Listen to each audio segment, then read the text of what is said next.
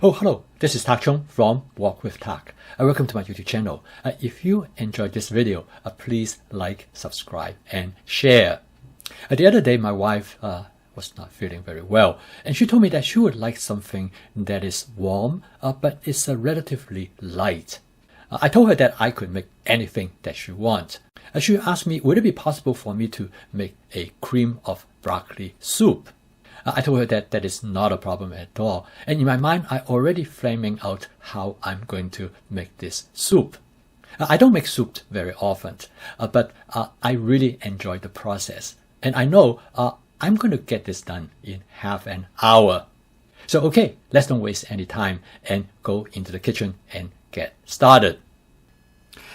I know that making this soup is going to be fun. And I also feel very relaxed about it. Since I already know what the template is going to be like, so I feel confident that it's going to turn out good. At the same time, I feel the energy of creativity because I can make changes and modifications to make this interesting. Here is where advanced prepping really comes into action. Because instead of just making a cream of broccoli soup, I look in the refrigerator, I see I have all the other vegetables prepped and ready to go. So I decided I'm going to put some of them in, this including carrots, Brussels sprouts, and French beans. Of course, you can see here, broccoli is still the star of the show, which I put in the greatest amount. So basically here is that I am stir frying the vegetables, and I'm going to use the water-based stir frying because it's going to be in a soup anyway, so any cooking oil probably will not be noticed. Well, one should always look for using as little calories as possible, so why not just use water for the stir-fry process? So I'm familiar with the remaining of the steps. But I feel great with the idea of using multiple vegetables other than broccoli to make this creamy vegetable soup. So for those of you who are not familiar with my water-based stir-fry technique, basically I'm just adding a little bit water at a time. So I keep the temperature low enough so that the food ingredients will not get burned, but high enough that the Maillard reactions could take place. As you can see, there are a lot of vegetables in the wok, and this is the reason why that one should get a wok as big as possible that you can fit into your kitchen. A 14-inch wok, that's why it's the standard size. A larger size wok particularly useful when you cook vegetables because they usually take up a lot of bulk initially. And because of this reason, I always advise people try to get a wok as big as you can have them accommodated in your kitchen. Because cooking in a wok is totally scalable, so you don't have to worry about that if you want to cook only a small amount in the wok. One great thing about the wok is that it is not like a frying pan because the same wok can do many different tasks. I start to add water at this point because I feel that the vegetables are pretty well cooked by now. So as you can see, the first step in making this vegetable soup is basically based on the template for water stir frying.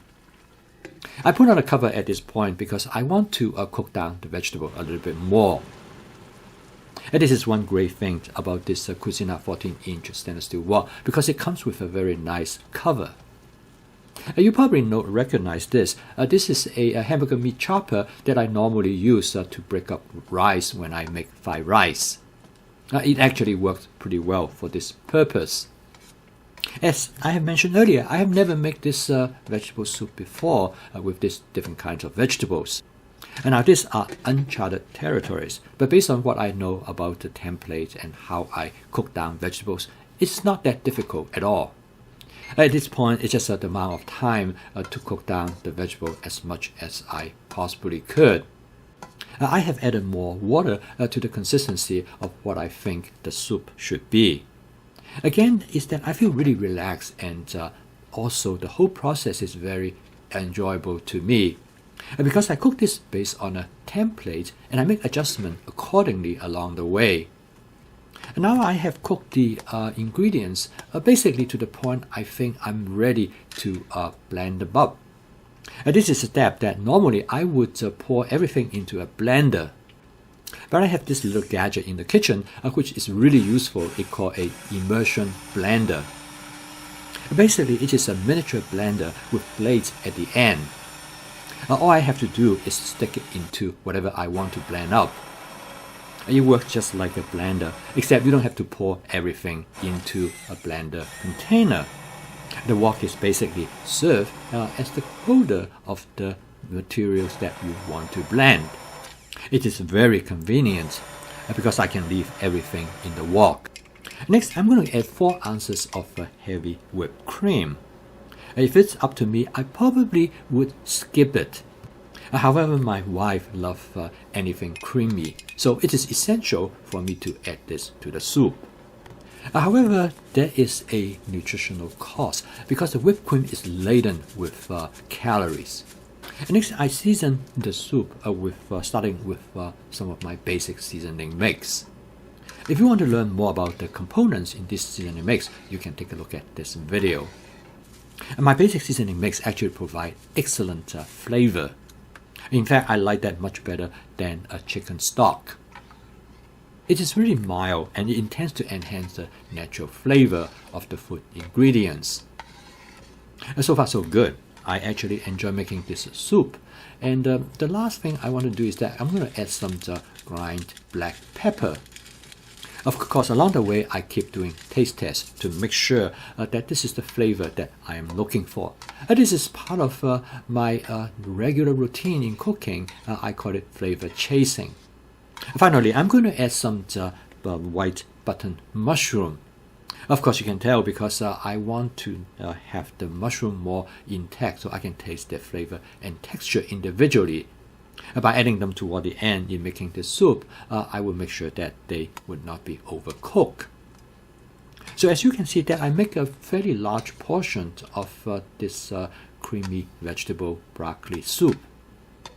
I make a lot of it because my wife and I are intended to have this as our main meal.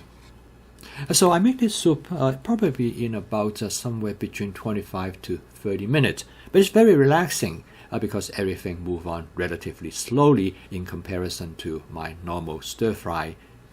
I think this particular demonstration is a good exercise to show how you can use the wok for doing different type of cooking functions. And in here, I also want to show you the advantage of template-based cooking. So for my wife, I garnish the soup with some bacon bits. And my son got this bacon bit for his salad, but I thought, well, this would be a nice touch for my wife. Besides, she asked for it. On top of it, I also garnish it with some chives. Well, this is the advantage of home cooking. You have a lot of flexibilities.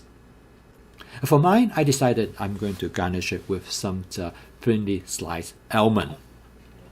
And then I'm probably going to do something that you find it rather strange. I love cranberry, so I'm going to garnish this with some cranberries on top of it. And my wife thought I was crazy, but it turned out it is great. I love it so much.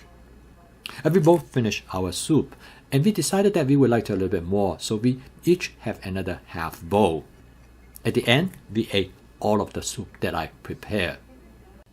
Even though it's supposed to be a light dinner, but we both feel very full. The total calorie of this meal is 701 calories. As I have told you earlier, the whipped cream has a lot of calories. It constitutes 429 calories. However, this could be easily solved by reducing the whipped cream from 4.5 ounces to 2.5 ounces. I dropped the overall calorie of this dish to 463.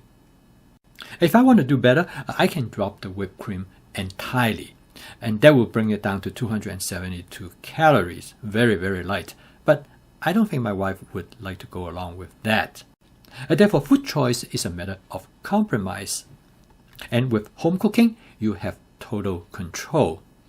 One of my close friends is a nutritionist, and he has told me many times home cooking is clearly the most effective way for good nutrition. However, he also told me that in the modern days, home cooking is not sustainable for most people. He said the modern lifestyle is just not conducive for the kind of home cooking that has been traditionally done. This is the reason that I developed the fast cooking system with flavor chasing, advanced prepping, stir frying, and template-based cooking. This way, I can make home cooking not only fun, but also relaxing. And on top of that, it is efficient. And it has to be taste good, it has to be savory. And last, of course, it has to be healthy. I give it an acronym. I call it the fresh factors. This video is a good example. When I cook this broccoli, I have a lot of fun. And I feel relaxed because I know it's going to turn out great. And on top of that, I find the efficiency is very rewarding. Now, honestly, I feel really good about it, even though I put in a lot of heavy whipped cream. But I use 5 different kinds of vegetables. I know nutritionally, I am doing well. And so if you want to make home cooking part of your everyday life, you must do a lot of as much as you can. Preferably cook every single day. Ultimately, doing is a way of learning. Thank you for watching. If you enjoyed this video, please click like, subscribe, and share. I'll see you next time.